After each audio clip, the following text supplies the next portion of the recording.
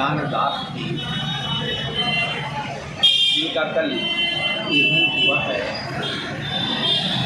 उनके गुरु थे स्वामी रामदास जी, जिन्होंने सबसे पहले बाराबंकी शहर से 5-7 किलोमीटर की दूरी पर एक हड़िया कोल का जंगल हुआ करता है और वो आज भी हड़िया कोल के जंगल ही के नाम से प्रसिद्ध है। इस हड़िया कोल के जंगल में जंगल था ही। इस जंगल में उन्होंने अपना आश्रम श्री राम वन कुटीर के नाम से स्थापित किया और उसमें उन्होंने सबसे पहले गरीबों, बेसहारा लोगों और इलाज से वंचित लोगों के लिए एक आई रिलीफ कैंप यानी आँखों के ऑपरेशन का कैंप और उसके अतिरिक्त जो गंभीर बीमारियां हैं जिसमें हाइड्रोसिल है, महिलाओं की बीमारियां हैं और दूसरी बीमारियां हैं, इनके इलाज के लिए। और स्वामी रामदास जी का इतना सम्मान पूरे देश भर में था कि उस वक्त राजस्थान, पंजाब, हरियाणा ऐसी जगहों के जो देश के माने जाने जो सर्जन हैं जैसे डॉक्टर जयकब प्रभाकर, ऐसी पूरी नेल्सन अस्पताल है बहुत बड़ा अम्बाला में, उसके लोग खाली सेवा भाव से यहाँ बाबा के नाम पर आने लगे। तब न आज की तरह से इस आश्रम में ऑपरेशन थिएटर बना था, न रैन बसेरा बना था, केवल छप्पर पड़े हुए थे और उन्हीं छप्परों में बगैर किसी साधन के बाबा ने वो आई रिलीफ कैंप, आँखों का कैंप लगाया। और उसमें उस समय उत्तर प्रदेश के राज्यपाल थे श्री मोहम्मद उस्मान आरिफ, वो आए। मुझे भी सौभाग्य मिला राज्यपाल के कार्यक्रम को कवरेज करने के लिए, मैं भी गया। तो मैंने वहाँ सबसे ज़्यादा जो खास बात देखी वो खास बात ये थी कि किसी भी मरीज़ का न वहाँ धर्म पूछा जा रहा था, न उसकी जाति पूछी जा रही थी, केवल एक बस उसका नाम था, उसको क्या मर्द है उसके मर्द के मुताबिक पूछा जा रहा था। और उसके बाद उस मरीज़ का न सिर्फ ये कि निःशुल्क ऑपरेशन हो रहा था, बल्कि उसको मरीज़ को और मरीज़ के तीमारदार को यानी अटेंडेंट को नाश्ता और खाना सब कुछ फ्री दिया जा रहा था। और ख़ास बात ये थी कि उस नाश्ते खाने में भी कोई फ़र्क नहीं था। एक नाश्ता, एक खाना।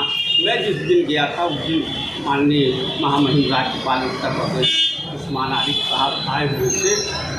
उसी ज़मीन पर बैठ कर के खाली एक पट्टी डाल दी गई, उस पर महामहिम राज्यपाल बैठे, उनके साथ जिलाधिकारी और पुलिस अधीक्षक और हमारे जैसे छोटे मोटे पत्रकार भी वहीं बैठे और सब वही पत्थर में ला करके नाश्ता रख दिया गया। उस दिन का नाश्ता उनका पूरी और आलू की सब्ज़ी और रवे का हलवा, ये सब को एक तरह से बांटा जा रहा था। और उसके बाद महामहिम ने उस कार्यक्रम में 1-1.5 घंटा वो कार्यक्रम चला, मरीजों से मिले, डॉक्टरों से मिले और उसके बाद कार्यक्रम हुआ।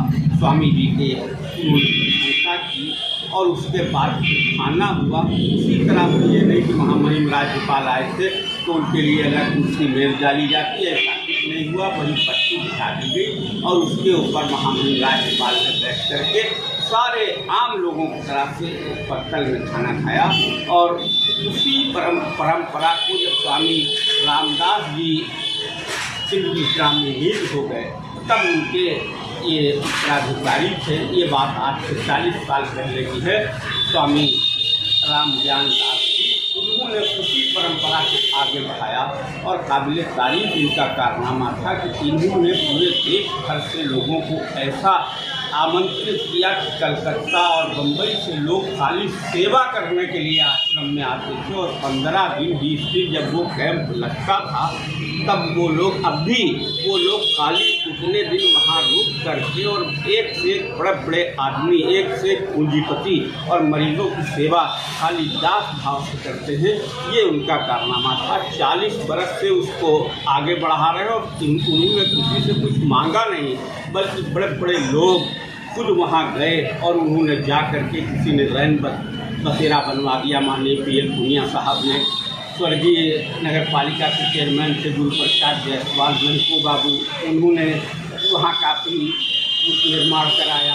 इस तरीके से ब्रजभूषण शरण लोकसभा के मेंबर अभी मौजूद हैं, उन्होंने बसें चलवा दी थी गरीबों के लिए। बाराबंकी बस स्टेशन से और आश्रम तक की वो 15-20 दिन वो बसें चलती थी।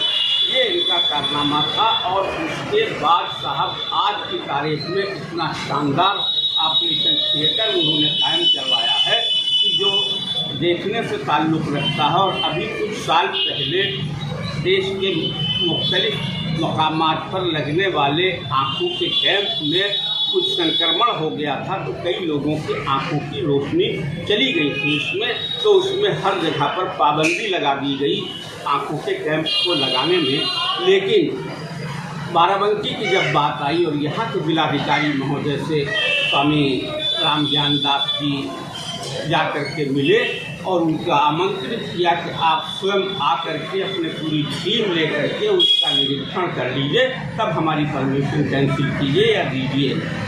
डीएम साहब ने उस वक्त इसकी व्यवस्था की।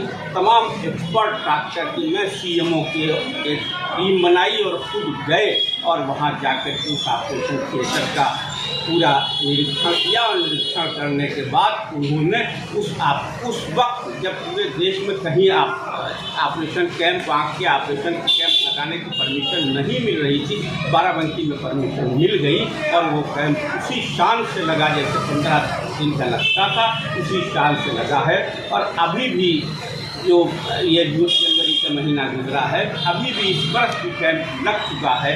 मैं समझता हूँ कि स्वामी रामज्ञान दास जी ने जो कारनामा अंजाम दिया है वो आज नहीं आने, इसलिए इस दौर में जब बड़े बड़े लोग, बड़े बड़े साधु संत और राजनीति के लोग राजनीति की रोटियाँ सेक रहे हैं, उन्होंने न राजनीति की रोटियाँ सेकी और न धर्म के नाम पर कोई काम किया, बल्कि खाली मानवता की सेवा से इतना बड़ा कारनामा किया और एक ऐसी पहचान छोड़ गए हैं। मैं समझता हूँ पूरे देश में राष्ट्रीय एकता का इससे बड़ा कोई जीवित उदाहरण नहीं मिल सकता है।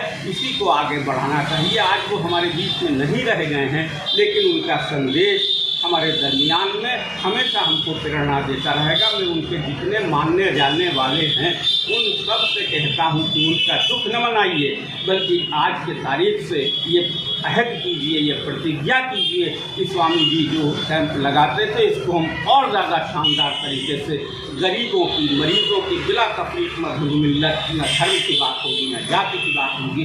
जो मरीज होगा, जो गरीब होगा, उसकी भी जितनी सेवा संभव हो सकेगी बेहतर से बेहतर कर सकेंगे। यही स्वामी रामज्ञान दास जी और उनके भी गुरु स्वामी रामज्ञान दास जी को सच्ची श्रद्धांजलि। महादेवा की धरती पर जन्म लेने वाले पूज्य स्वामी रामज्ञान दास जी महाराज आज ब्रह्मलीन हो। स्वामी राम ज्ञान दास जी महाराज ने इस जनपद में जन्म लेकर अपनी कर्म भूमि पर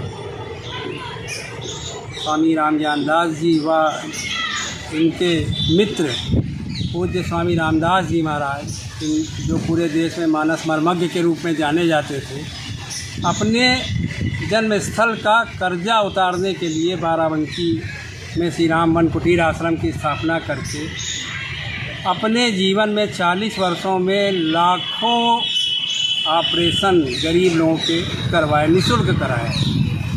300 बेड का हॉस्पिटल बनाया।